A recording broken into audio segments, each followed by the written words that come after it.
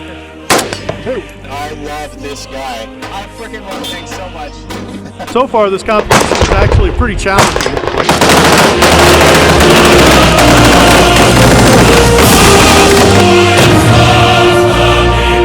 Tank shot, 10 seconds. I must break you. Fire!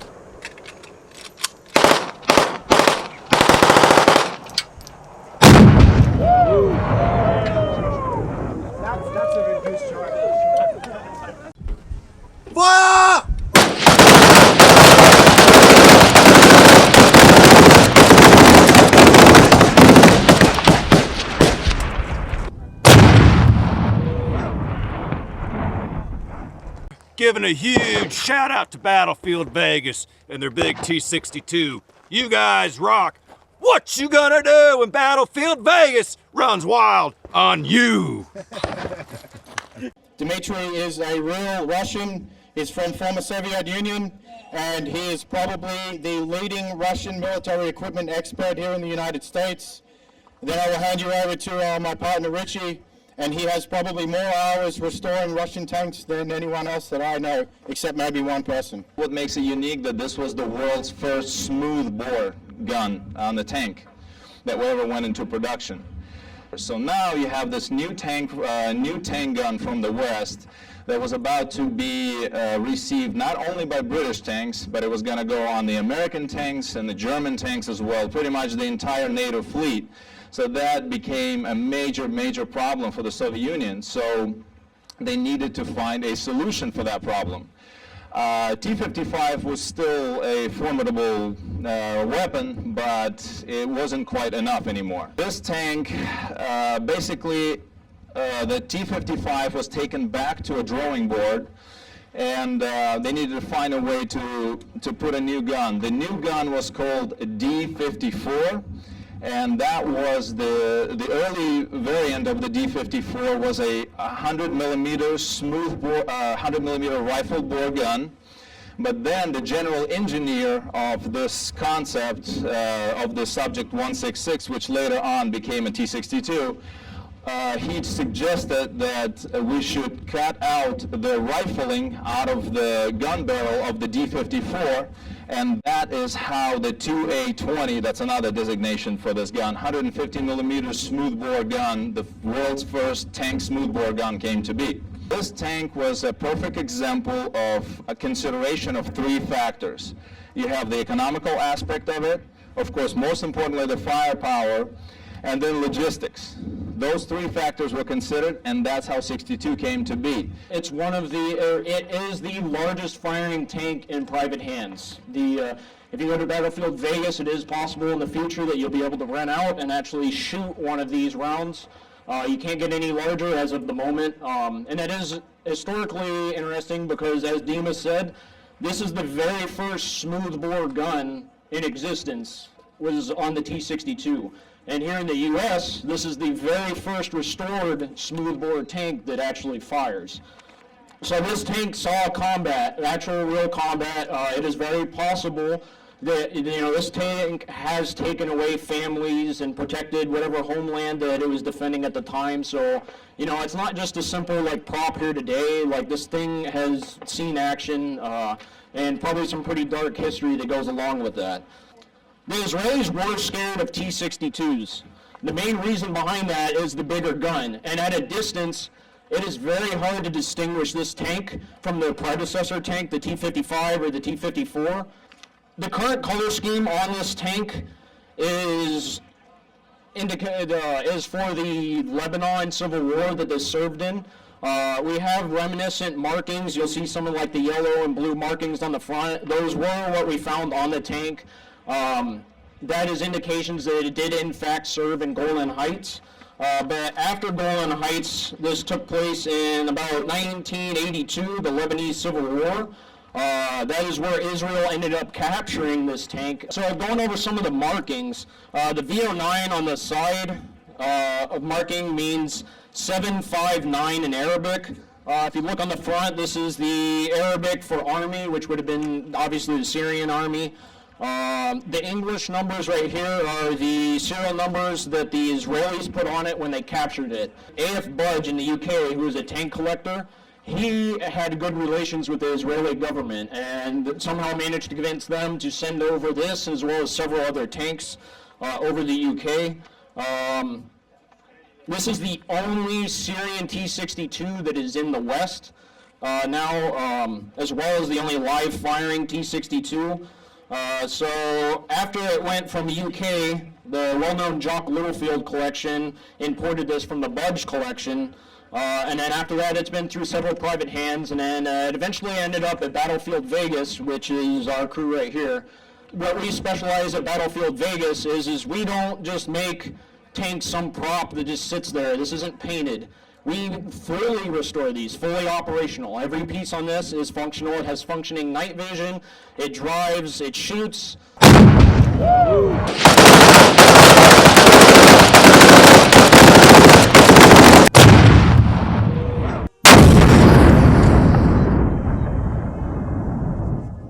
Воздух!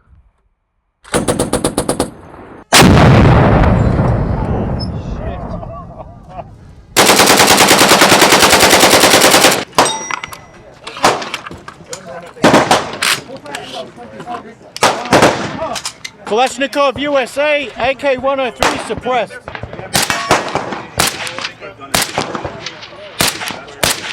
So we have a Romanian RPK. I've never shot an RPK. Charlie Sheen, Navy SEALs.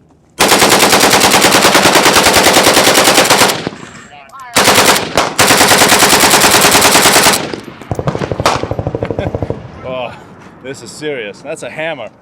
Designed for sustained full auto and just feels better. It was, I felt the power, it's kicking me back, but at the same time, it's stable, like it's something I can control, definitely. Yeah, I wouldn't say it's definitely not a control gun. So we're with KCI USA. They do magazines. This is an AK Shorty, Yugoslavian modified.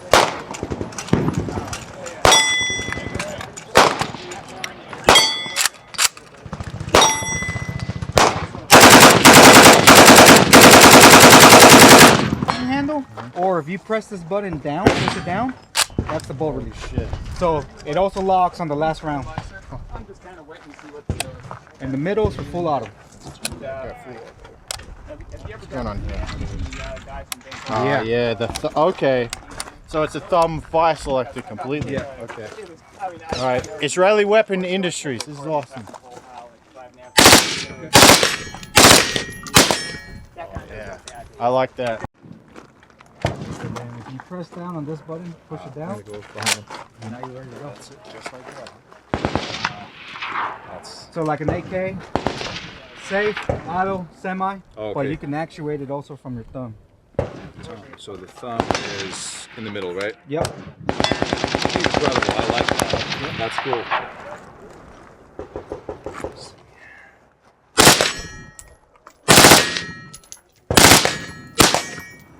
That's beautiful. Very smooth. All right, I'm gonna give you the M79 off safe. On the buzzer, you will fire it. Okay. Are you ready? Ready. Stand by.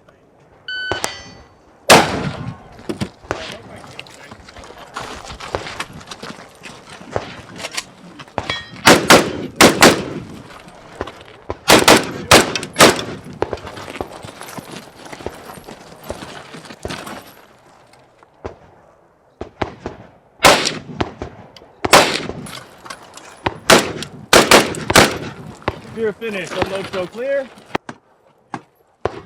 Fuck me. Dude, you did well. 4175. If you just could hit steel, you'd be great. These glasses, Dude, yeah, I understand. The lighting's atrocious right now. Good stuff, though. Thanks, man. You did it fast. Yeah. To make you see that 4175. That is quite fast. shit. I still got it. It's been a while, but I still got it. You gotta clamp your elbows on. Hey, if you ain't bleeding, you ain't in an AK match. Is what Fucking they were grunt, saying. dude. Good shit, man. You committed. Oh, we did it. Yeah, this is it's the AK I just built for the competition, and I didn't think I'd be competing with it, but they let us have a turn, and I did okay. Nice. It's like a Vietnam tunnel rat kind of deal, I think. But yeah, I couldn't see shit. These glasses in the shadow, but we did all right. Well, considering the sun in your face the whole time, yeah, it's pretty hard. It's tough. Yeah, they're pros. They're pretty good at this stuff. I did this stuff in the army for a while, but that was 10 years ago. So yeah, that was cool.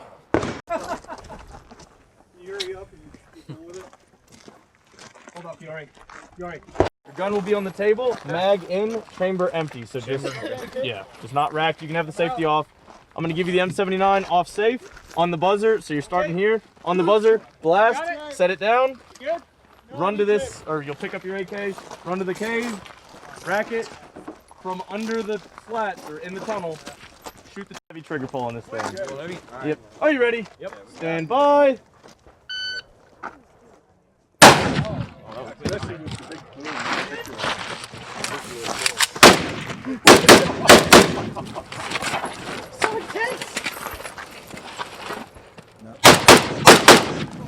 Get up, take a shot, get up.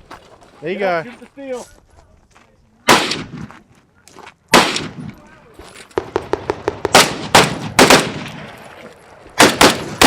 Alright, drop the mag. I missed that first one, didn't I? Huh? That is You a spicy ND, Russian. dude.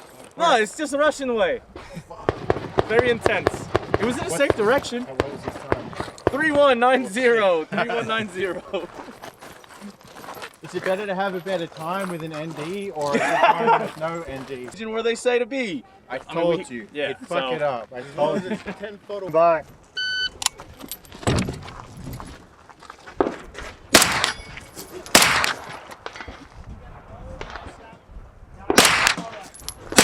Good. 2.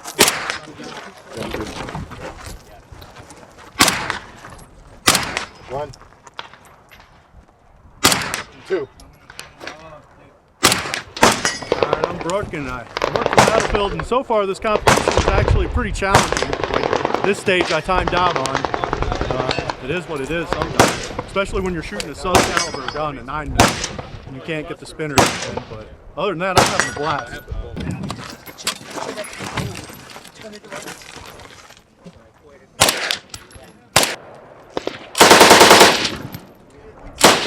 There you go. Get up to.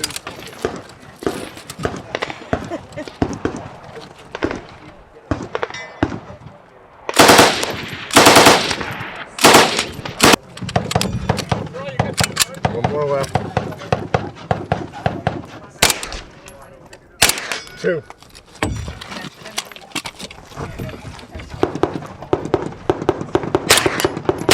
2.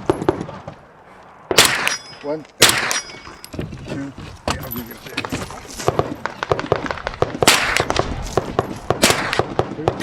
Yeah, you're good.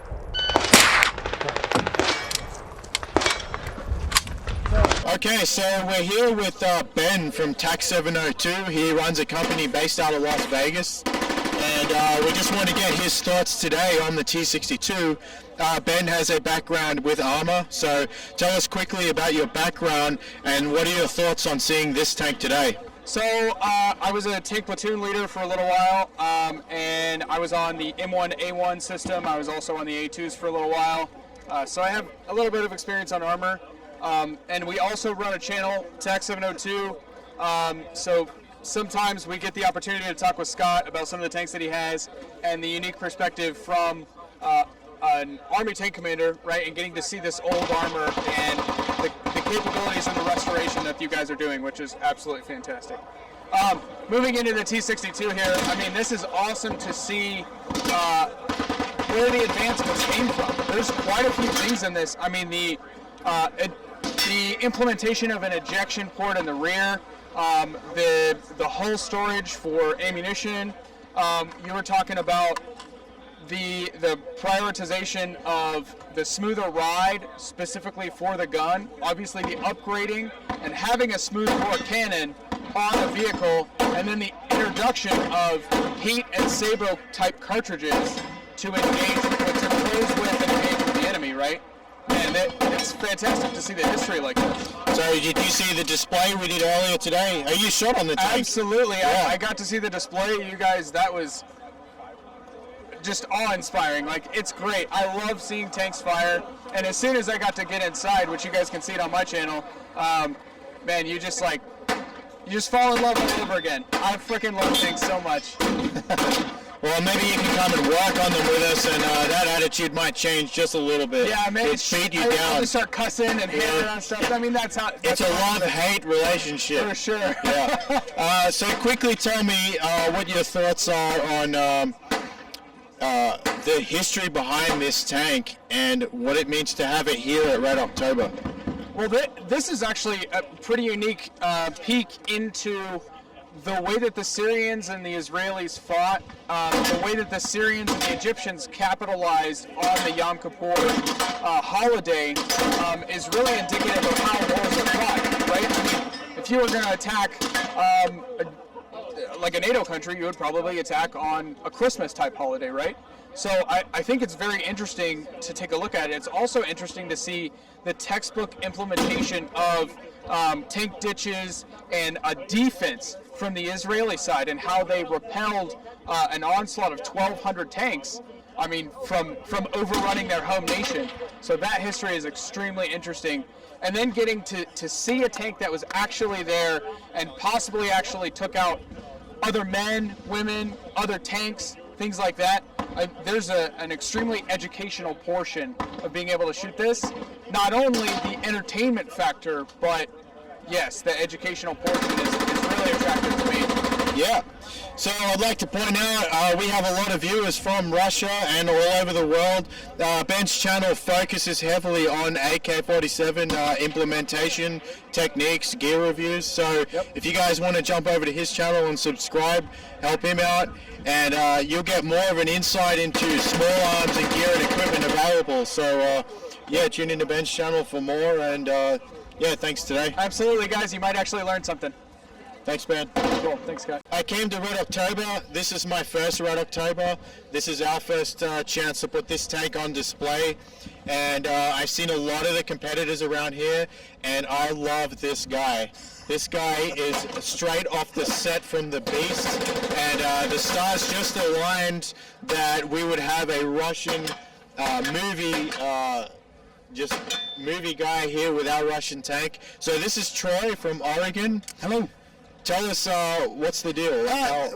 For me, you know, being an 80s kid, somehow the Beast, the 1988 film The Beast, struck me early on as a kid, and then through my Marine Corps history, you know, being around tanks and everything, I wanted to bring that here to Red Oktober. First AK I ever built was this Polish underfolder, and I decided that I was going to take it straight from the movie and bring it here. So I basically built the outfit around the gun, and then I modified the gun to act the part to go with something like this here. I mean, I got a T-shirt up there with the badges from the base, and I thought I was pretty cool. And then I saw Troy, and he even did the AK weathering. Tell us, like, how did you do that? So this is just your typical 800 grit, real spongy Walmart sponge sandpaper thing, and I just basically went across it as if time would have done it. And don't go circle, don't go detail, just run it flat. And you run it flat and give it that character as if it bounced around in a tank for months, or you slept in it with your sleeping bag for months. You know, being a Persian Gulf veteran, that's what my M16 looked almost like this after 9 months, because you sleep it in your sleeping bag and you sweat on it and then clean it. And it was like a 25th anniversary M16. I'd like to point out that our channel heavily focuses on restoration and repair and maintenance, and you guys have seen our eye for detail and how important it is to get things perfect, and it's really good to see somebody else who appreciates it. So a great job. Thank you. What can you tell us about the tank? Did you expect to see a tank here? Actually, I saw the video earlier on Facebook that they were going to have it. And I'll be honest, I thought we were going to be able to pay to have rides, and I was willing to drop, 60, 80, 100 bucks to get, or bribe somebody to get in this thing. But after seeing the area, I get you're not going to be able to ride around in it. So I love it. I absolutely love this tank. I'm kind of an avid model builder also, and I've got a few of these kits sitting off the side. So I'm probably going to build a reproduction of this guy here. I'm going to show you guys a marketing trick. Have you subscribed to our channel yet? Not yet, no. Okay, so you're a model builder and you want to ride in a tank. Subscribe to our channel, then come to Battlefield, and we'll let you ride this thing. What do you think? We'll do that. Okay, quickly before we wrap it up, give me your favorite Beast quote. Oh shit! Let's see here. Quote the whole movie. Yeah, no. Well, I did it for you on the stage, in between shots. I haven't done it on the spot here. Samad, stop it. Samad, stop it. I'm in my prayers, sir. I'm in my prayers, sir. All right. So yeah, get back in the tank. Cool. All right. Thanks. Hey, tank boy! Hey, the tank's roomier, sir. One. No. Hi, you fucker. 2. 1. 2. I got the half I wanted. 1. 2. 1. 2. The water is like ice, sir. 1. Up. 2. 1, 2. When the motherland asked for our lives, we gave! We gave! We didn't ask! We gave! Just When the motherland asked for our lives, we gave. Okay. My father didn't think of himself, he gave. My mother didn't think of herself, she gave. My brother didn't think of himself, he gave. 1. My comrades tied a rope around my waist and lowered me on top of Nazi tanks. I stuffed Molotovs under turret and cannon, and then they pulled me up again. 8 years old. Fuck you. They called me Tank Boy. Okay. I took a lot of Nazi tanks. Forward!